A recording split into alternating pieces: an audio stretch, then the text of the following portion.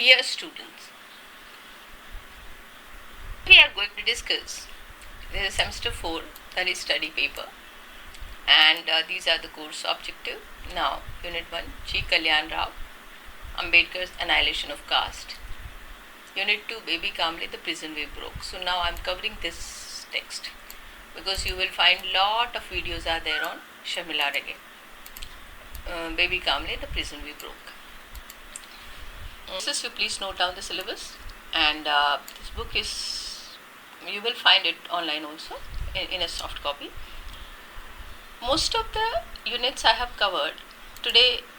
This is chapter 11 and I'll be taking chapter 12 also of this Prison We Broke, Jina Amcha.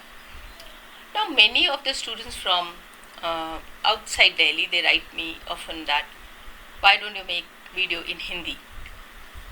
Yes, I understand Hindi I can make, but because I'm a English professor and I teach English. We speak, in classroom also we prefer this medium only. So, and whatever I'm speaking is not very difficult English because I myself don't know difficult English. I'm a simple, a simple English speaker, and it's all whatever I'm speaking is it could be understood easily. So my request to all of those who are forcing or asking repeatedly to make video in Hindi, it will make your task more difficult, because once you will listen it in Hindi, then you formulate the idea in English and then you will write. So your mind has to go through lot of activity, lot of exercise. Why shouldn't you just listen once, twice, thrice, and automatically the same medium your mind will capture and you will be able to write down. So for that matter, listen again and again. If you don't understand, listen again. So that is not very big and a very difficult task. Now let's start.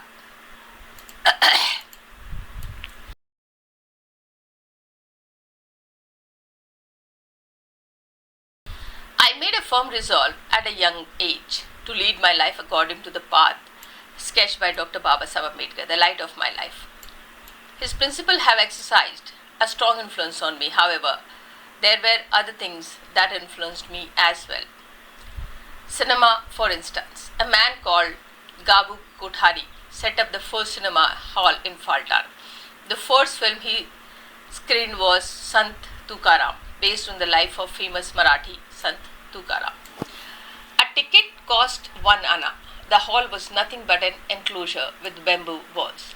People had to squat down on the sand since there were no chairs. As nobody had ever seen a film before, they were all extremely eager to see it. Their students studying at the boarding school also went to see it. My brother took me along. I was completely mesmerized by what I saw. Tukaram's integrity, the treats posed to the various by malicious people, and finally the victory of truth, all these greatly impressed me and left deep imprint on my mind. I think that this was another very formative influence on me. All the illiterate people who watched the film were simply mesmerized. In the morning, people flocked to the chowdi talking about the wonderful experience that evoked admiration, amazement, and oh my, what a fantastic thing that this cinema is. Do you know pictures walk and talk, sing or on the screen, and they are just pictures. Mind you, on a clothed screen, but they are for real. The chulhas buns,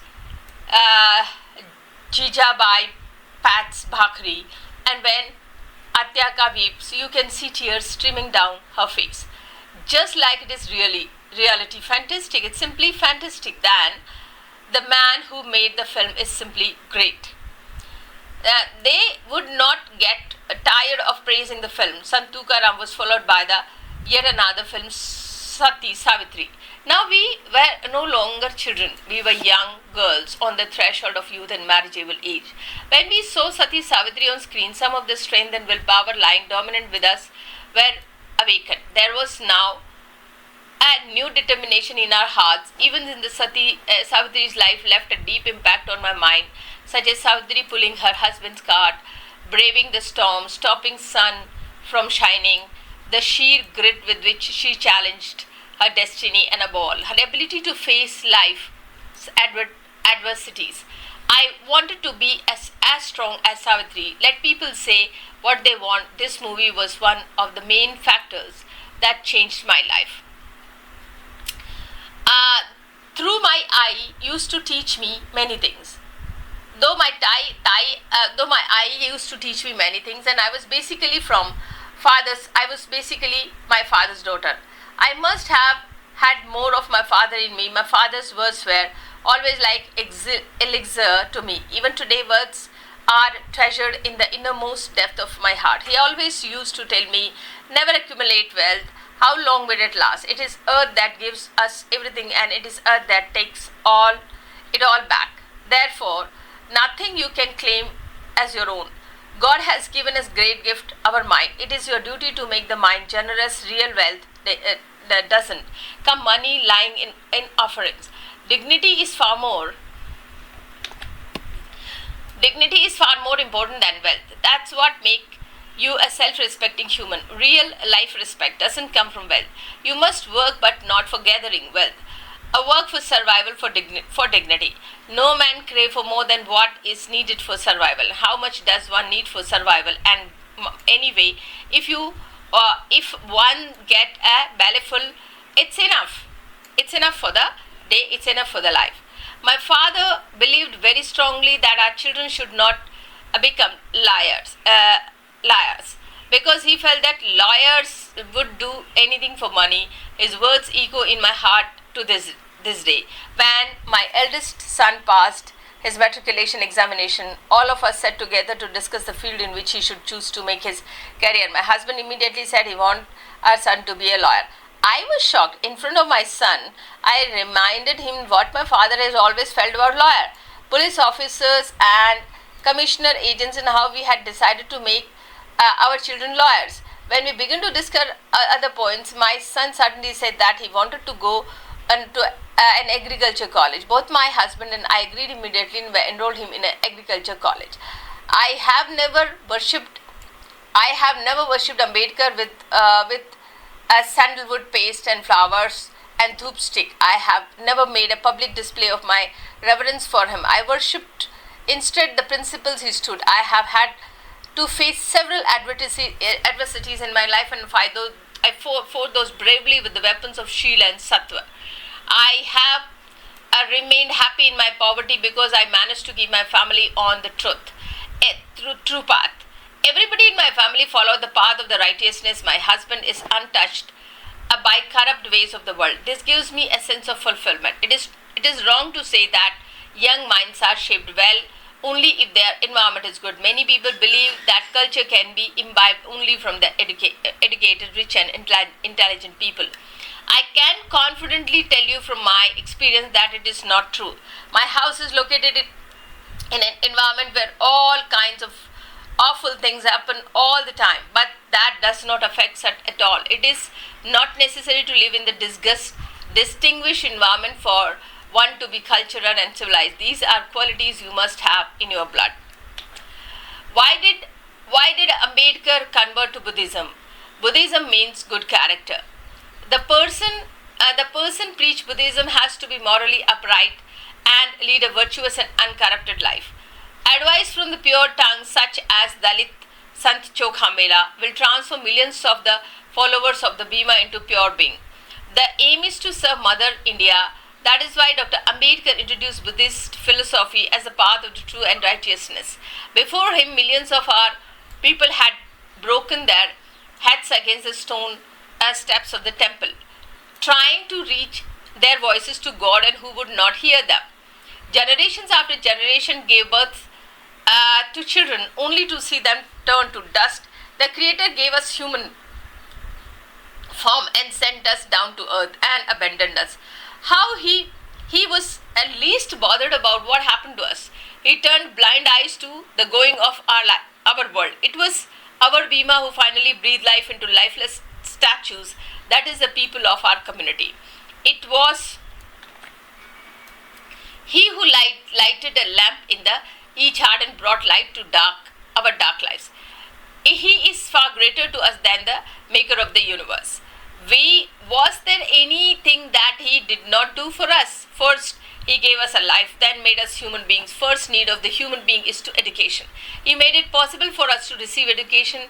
He even spent his money for that. He encouraged us to graduate. He helped us obtain prestigious jobs. He made our households rich. He empowered us to obtain wealth and power. He demonstrated to the whole world that he had an ability to reach the highest position, that we could even be ministers. He strives hard and brought comfort to our doorsteps. Obviously, since he made all of this possible, he is our God. Nay, he is even better. He is God of gods, for it is because of him that the age-old suffering of millions of people could be wiped out within 50 years. He is certainly superior to God. He achieved what even God has not been able to do. Look at yourself. Though Baba did so. Baba did so much for all of us. You and call yourself intelligent have just discarded this thought. Your children have not even the foggiest idea of Dr. Ambedkar was and who Buddha was. You are teaching your children to believe in God. There is an explosion of the ritual fast in your families on the days of the Sanskshit Chaturthi, Saturday, Thursday. You observe fast on so many days. Bhima made you and you rub your nose before the very God that he taught us to discard. Ganesh, Lakshmi, and how many gods? And goddesses do you introduce your children? That is precisely what your ancestor did. They wasted their lives rubbing their nose on the stone steps outside the temple, which God ever took upon mercy upon them. And yet, once again, you have chosen to become a slave of the same God. You are inculcating the same culture in your children. You have simply wiped off Baba's name. All the educated among us have forgotten Baba, and they are basking in the false glory of their so-called greatness. You are the children of our blood, but you have forgotten the blood relationship. We had even imagined that our children would be so crass and so undeserving. We had even thought there would be so much regression. Our hearts bleed. Our chalk. Finally, it is parties that we have given birth, and from that lanes to the high throne of the Dalit. Everybody is dying to be a leader. There is cutthroat competition among the climbers, each plotting against the other. The real world is the world of glorious sacrifices of Bhima. We owe our happiness lives to this sacrifice, his sacrifice. That king among men gave his life for the oppressed like us. The real leader is known by his intense desire and power to transform everybody in his own image. He wants every life to be bright, every home full of light. He wants the light to seep into every nook and corner of the society. He wants the entire edifices of society to be built on the foundation of the Shil, Sattva and Niti for the glory of our country. Now you just have to remember, these are the points we need to discuss. Shil, Sattva and Niti. These are the basic principles of Buddhism. So Dr. Babasaheb Ambedkar talk about the strong character, honesty and the truth inside even in the thoughts of humans. So these are the basic principles Ambedkar trying to give, and that is coming from the Buddhism. Mother India, who gave birth to these principles, we are fortunate to be born here as a children. Life does not mean wealth or comfort. It is a state of pure being. Baba could easily have earned mountain of the wealth and he so desired, but he did not. Why? Because wealth would have destroyed all the sense of duty. Man is born with a duty assigned to him, to work for the other. This was Baba's principle. He gave his entire life in the service of the poor and helpless Dalit brethren. He lived for the Dalits. Each droplet of his blood was meant for their well-being. He poured life into every fiber of our being. His life was like a piece of sandalwood. The wood loses itself as it is ground into paste, but the fragrance lingers. Likewise, Baba's mortal body died, but his work lives on.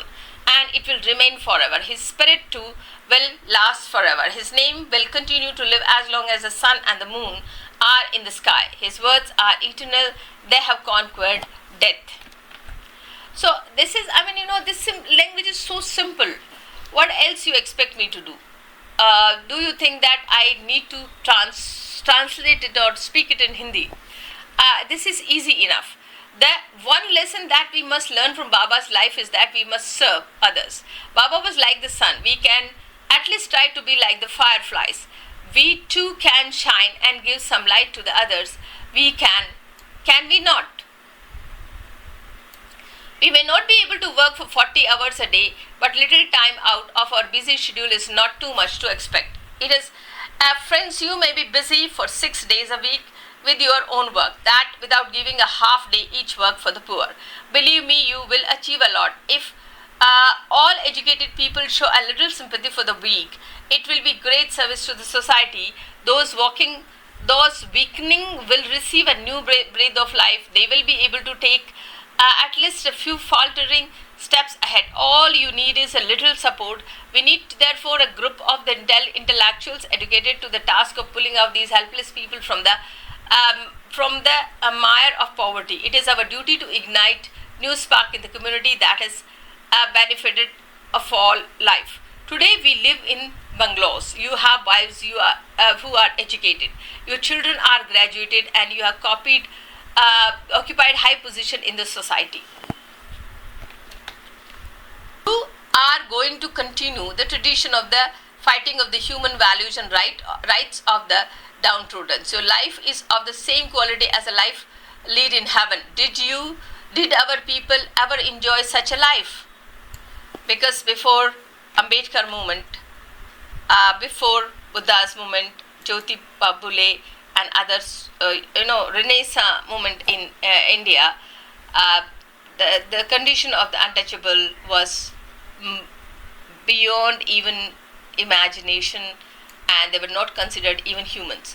You must remember that it was one man who achieved the impossible task of transforming beasts into human beings. That glorious ray filled millions of lives with brightness. That poor stream managed to wash away the sins of all the people. He was the only man who made it possible for millions to taste a drop of elixir. There are so many intellectuals today, millions of them crawling around. Why it is that none of them are able to provide leadership even to the small section? Don't you understand that ignorant people like us can see through your games? Instance, it is a shame that millions of the people are unable to achieve that what one person could achieve. How did millions of the illiterate people follow one man? He was a man who believed in himself. He had courage and fortitude. He was neither a defeatist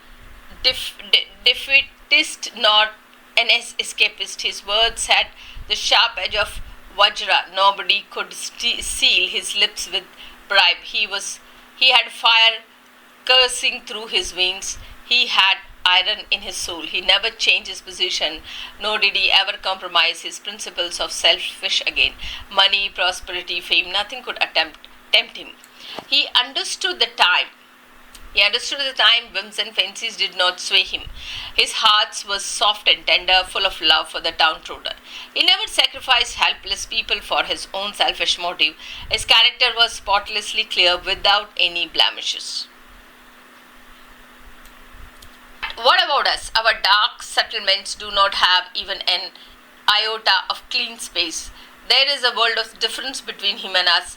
Wherever one goes, one sees needless interference, bribery, selfish motives, self-aggrandizement, and relentless and shameless thirst for wealth and fame. What is the true value of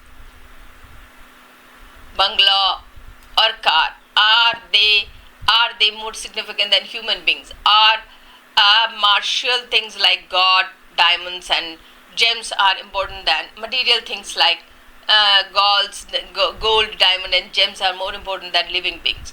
Everybody seems to be preoccupied only with one's own family, one's own wealth. Nobody seems to have any concern for others. Shall I tell you how these self-centered, selfish people think. They say, where is the need to think about the world? What do we have to gain by thinking about the poor? What do we have to do with the beggars out there? We are the people far superior to them. Why should we have concern for them? That would be nothing but degradation of us. We should be demon ourselves. Those people are slum dwellers. They speak a dirty language and they eat leftovers. There is a world of difference between their culture and ours. We live in beautiful mansions and high-rising buildings. We move around in the car, paints our faces, and our children call us Papa and Mummy. We have a relationship with high caste and high class.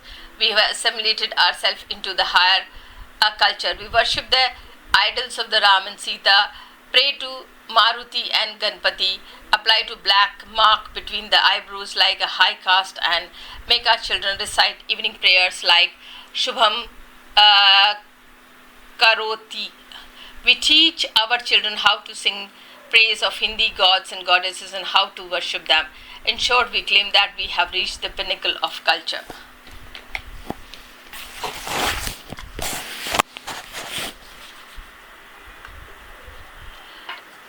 Your practices, parasites of the high caste, you have received the Buddha's religion from the Baba Sahib Ambedkar that teach us to exercise one the right to humanity. Generation after generations of our ancestors wasted themselves in the service of the high caste, who are like cunning thieves. But still, some of us will not give up, and shouldn't we be ashamed of ourselves? Do you think our struggle was worthless? Baba gave away his whole life for us. Is even that worthless? Some of us have chosen to discard our sights and be deliberately blind. I ask you, do you want to again get into the habit of groping in the dark with a stick just like your ancestors? You narrate the stories of the gods as if it is true history.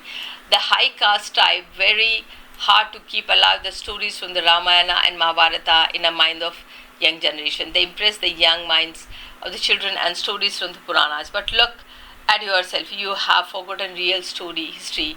It is hardly 30 years since Baba passed away, but you have already wiped out your memories clean of the teaching. Tell me, do your children know anything about Baba Sahib Ambedkar?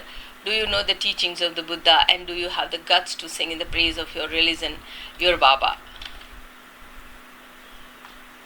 You are simply intoxicated with the power of the wealth and today, and generation is not ignorant like us.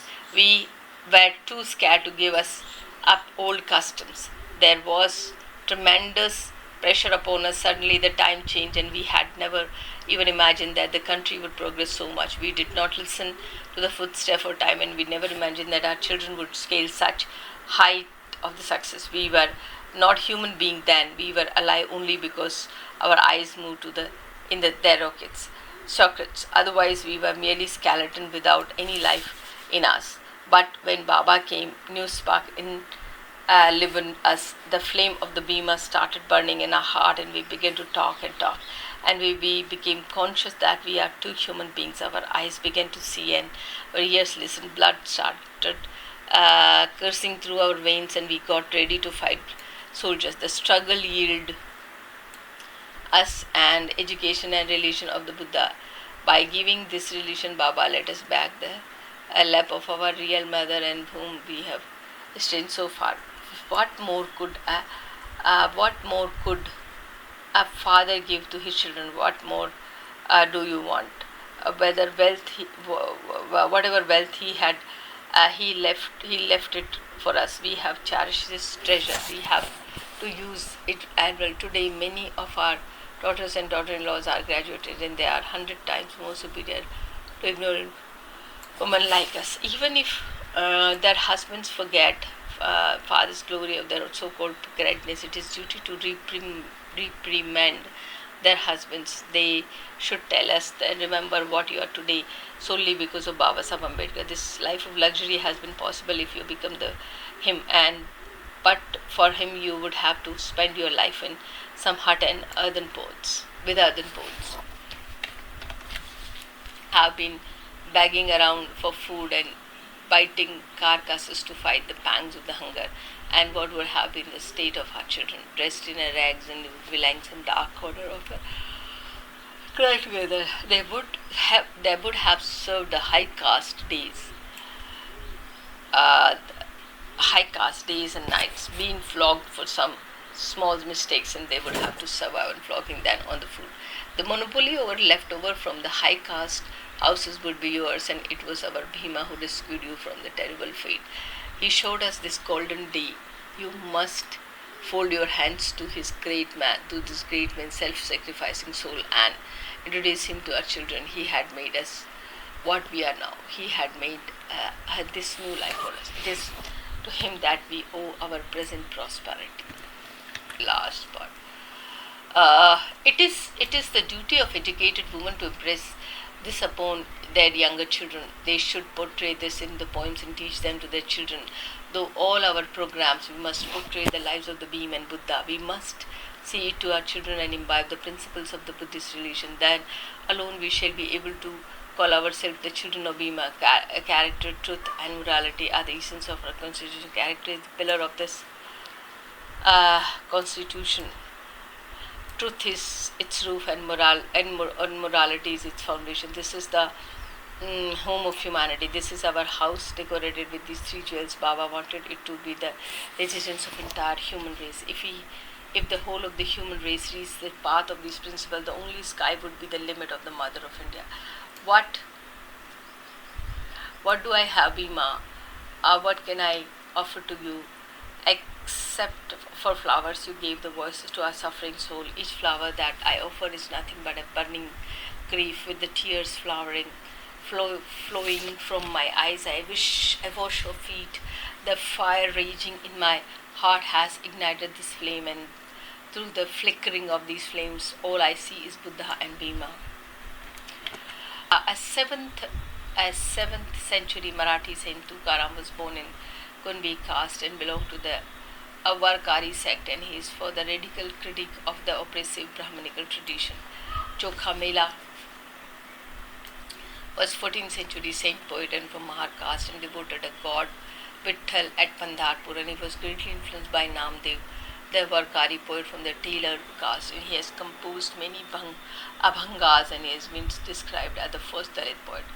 Shubham Haroti is a sun-sluit sloka sung of Brahmin household and part of the evening prayer. And Shubham Karoti Kalyanam Aragyam Dasha Dana Dhana Sampada Ashatru Buddhi Asha Deepa Jyoti Namostu. O God, please bless us with the health and wealth. We light a lamp, pray to those it is to all level and intelligence. So I end up here, and these are the two chapters, chapter 11 and 12 we have done. Now this is the end of this book. So almost every single chapter I have made it as a reading or explanation, and this is available on YouTube. Kindly visit this, listen it again, share with your friends, and read it again. God bless you.